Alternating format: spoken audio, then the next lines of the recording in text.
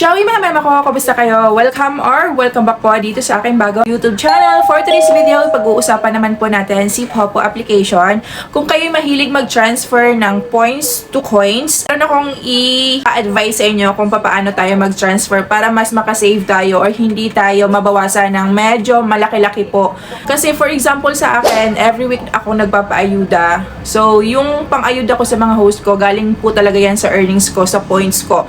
Tina-transfer ko lang po yan or kino-convert ko lang po siya into coins. Before, ang nangyayari, exchange points to coins po yung ginagawa ko, which is dito nga po yan makikita. And then, kalaunan, meron ako na-discover, which is dito, mas nakaka-save ako or konti lang po yung nababawas sa earnings ko. Mas malaki po yung conversion na coins dito. So, ito yung ituturo ko sa inyo ngayon in case hindi nyo pa alam. Pwede nyo rin pong i-apply ito. Kung mahilig kayong mag-exchange ng points to coins, mahilig kayong maglaro, ayan, ayaw nyong i-cash out siya. Perfect ang video na ito para sa inyo. Pero syempre, bago tayo mag-start, make sure muna na nakasubscribe ka at naka-hit all the bell button ka para ma-notify ka every time po na may bago akong video na i-upload.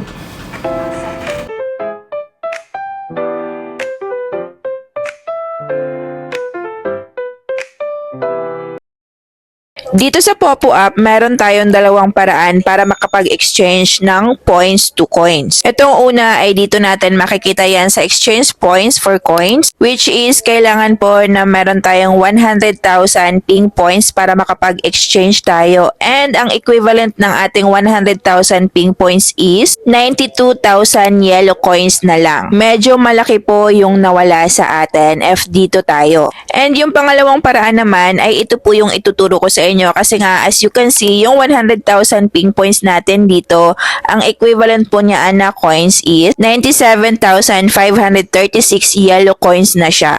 See, diba mga mema ko, sobrang laking diferensya compare doon sa nauna. So, tara mga mema ko, guide ko kayo. Una, pindutin nyo lang po itong points balance nyo mismo. Tapos, pindutin nyo itong withdraw now. Piliin nyo yung USDT TRC20 mga mema ko. Yung contract address nyaan, sila na mismo yung mag-provide nyaan. Kailangan mo lang i-click and i-submit. Pag naka-bound na yon, i-click mo itong withdraw now. Tapos mag-enter ka ng amount kung magkano yung gusto mong i-exchange points to coins. So, for example nga po nitong sa akin, mga mema ko, $30.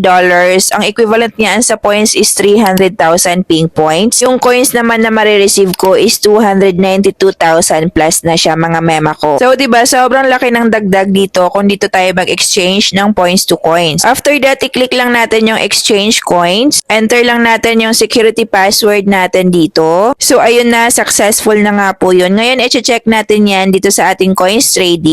So, ito na yung coins kanina mga mema ko, 293,000 plus. At itatransfer ko na yan sa aking account mismo para pang ayuda sa aking mga host dagdag ngayong Sunday. And take note ha, ang kagandahan dito mga mema ko kapag nag-exchange points to coins tayo, yung mga coins natin dito na madadirect po sa coins trading ay pwede po natin yang ipangbenta sa kahit sinong Popo users basta 15,000 minimum po para makapag-send tayo. Ganun lang siya kabilis at kadali mga mema ko. Sana nakatulong. So, dito nga po pala sa Popo application, mga mema ko, kung kayo ay mahilig maglaro, kung wala kayong coins and naghahanap kayo ng murang mabibilhan ng coins, meron akong sobrang highly recommended po na platform sa inyo na kung saan dito ay nagbebenta nga po sila ng sobrang mura lamang. And hindi lang po yon kasi sila po ay open 24 hours, sobrang bilis pa ng kanilang transaksyon. Ito ay walang iba kundi si KukuDP.